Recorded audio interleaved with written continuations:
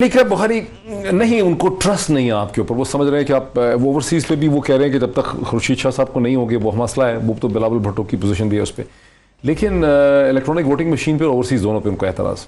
آپ کیوں اتنے بزد ہیں الیکٹرانک ووٹنگ مشین؟ سب پہلی بات تو یہ ہے کہ آج جو ہمارے دونوں اپوزیشن کے محترم رہنما ہیں ان کی گفتگو سے ایک بات تو واضح ہو گئی ہے کیا کہ پاکستان کی عوام کے جو نیشنل نوعیت کے ایشوز ہیں وہ ان کی ذاتیات سے اوپر نہیں ہیں. دیکھیں نا، بڑے محترم ہیں ہمارے ممبر رانا تنویر صاحب، انہوں نے کیا کہا کہ بڑی مشکلات درپیش ہوں گی. رانا صاحب، آپ ایک صاحب اقتدار رہے ہیں دہائیوں پاکستان کے اوپر.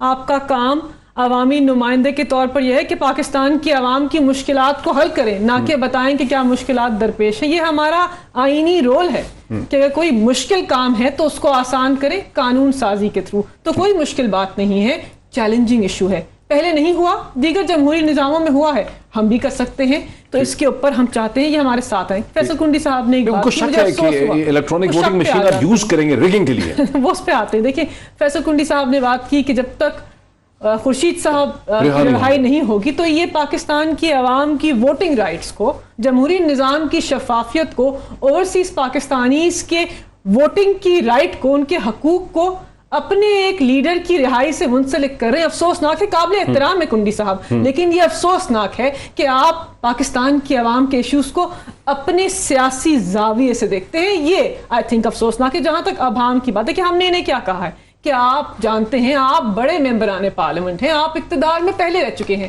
کبھی پاکستان میں ایسا الیکشن ہوا جس کے اوپر ساری پولیٹیکل پارٹیز نے جیتنے والے کو مانا ہو؟ یہ ہمارے ساتھ تھے 2013 کے الیکشن کے جوڈیشل کمیشن میں. اعتزاز احسن صاحب وکیل تھے. کیا کہا تھا کہ آر او کا الیکشن ہے، 22 پولیٹیکل پارٹیز نے. تو پاکستان کی عوام کے لیے یہ جمہوری نظام میں جو بدامنی کی فضا ہے اس کو ختم کر دیجیے، ہمارے ساتھ آئیے.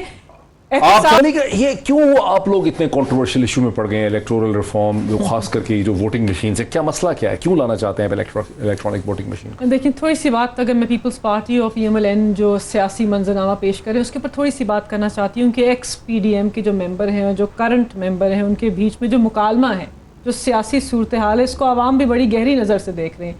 بلاول صاحب نے بات کی، ٹھیک ہے، وہ ایک ایشو ریز کریں. ہم کبھی امتیازی سلوک کی بات نہیں کرتے بیکاز ہم اداروں کی مضبوطی میں یقین رکھتے ہیں. انفارچونیٹلی بلاول صاحب جو بات کر رہے ہیں اس سے پہلے یہ نواز شریف کے وکیل تھے. یہ کہتے تھے کہ سابق وزیر اعظم کو وہ رعایت دو جو پاکستان کے عام آدمی کو نہیں، اور ان کے کیس کو آگے بڑھانے میں متحرک تھے. اور اب کہتے ہیں کہ ہمارے ساتھ امتیازی سلوک ہوتا ہے. تو یہ پاکستان کی عوام دیکھ رہے ہیں. اور یہ جو پرانی دہائیوں کی سیاست تھی وہ بھی سامنے آ رہی ہے کہ الزام پر الزام، کیسز کو پائے تکمیل تک نہیں پہنچایا. تو جو والدین نے جو بیج بویا تھا، بچے اس کو آگے پروان چڑھا رہے ہیں. تو یہ جو ہو رہا ہے یہ ہونا تھا پاکستان کی سیاست کے اندر. اور جو بلاول اور مریم کا مکالمہ بھی ہے یہ بھی بڑا انٹرسٹنگ ہے. اور پاکستان کی عوام یہ پہلے نواز شریف اور زرداری کی سچویشن میں دیکھ چکے ہیں. جہاں تک الیکٹرانک ووٹنگ مشینز کی بات ہے، دیکھیں الیکٹرانک ووٹنگ مشینز ہم لے کر ہی کیوں آ رہے ہیں، اس کی ضرورت ہی کیوں پیش آئی؟ کیونکہ پاکستان کے نظام کے اندر الیکشن کی شفافیت کو آگے بڑھانا ہے. ٹھیک ہے، جمہوریت کو تقویت دینی ہے. ان کو تو آپ پہ شک ہے. شک ہے تو کیا کہتے ہیں ہم کہتے ہیں کہ آپ ساری چیزوں کو، بیل کے ایشوز کو، NRO کو، احتساب کے کیسز کو، 5-6 کیسز ہیں، ان کو کچھ مہینوں کے لیے سائڈ پہ رکھتے آپ جانیں اور پاکستان کا ایک ادارہ نیب جانے. آپ پاکستان کی عوام کے ایشوز کے اوپر بات کریں.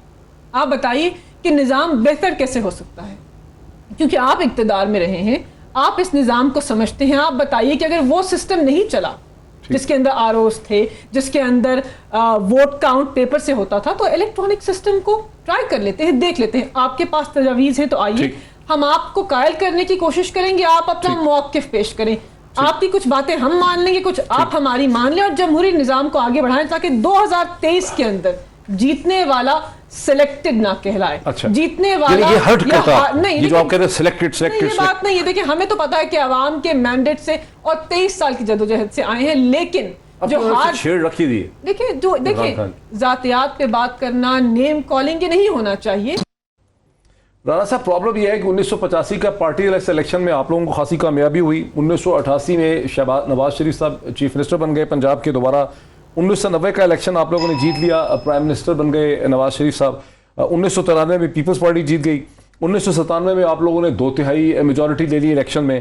2008 میں آپ نے اور پیپلز پارٹی نے کامیابی حاصل کی, P M L Q selection میں ہار گئی. 2013 میں بہت کنٹروورسی ہوئی کہ آپ لوگوں کو 148 یا 145 46 سیٹیں صرف پنجاب سے آپ لوگوں نے لے لیں, اور پھر 2000 پروونشل اسمبلی کی بات کر رہا ہوں, اور اوور آل جیت لیا. اور 2018 میں آپ کہہ رہے ہیں کہ بھئی ریگنگ ہوئی ہے. اب یہ خاقان عباسی صاحب نے جو کہہ دیا, اس کو کیسے ہم اس کی تشریح کیسے کریں؟ دیکھیں, شاہد صاحب کا اپنا مشاہدہ ہے, لیکن جو میرا مشاہدہ ہے اس میں یہ ہے کہ یہ کہنا کہ 1947 سے لے کے آج تک نہیں ہوئے الیکشن شفاف, ایسی بات نہیں ہے. 70 کا الیکشن تھا یحییٰ خان کے ٹائم پہ, تو وہ بڑا فیئر الیکشن تھا. اگر آپ کو یاد ہو, آپ کو تو زیادہ پتہ ہوگا, آپ نظر زیادہ رکھتے ہیں معاملات پہ. دوسرا جو 85 کا تھا وہ تو نان پارٹی تھا, اس میں تو کسی کو کوئی انٹرسٹ ہی نہیں تھا کہ وہاں پہ کیا کرنا ہے, کس کو جتانا ہے, کس کو نہیں جتانا, کیونکہ پیپلز پارٹی بھی نہیں تھی, اس میں کوئی پارٹی نہیں تھی, نان پارٹی الیکشن تھا.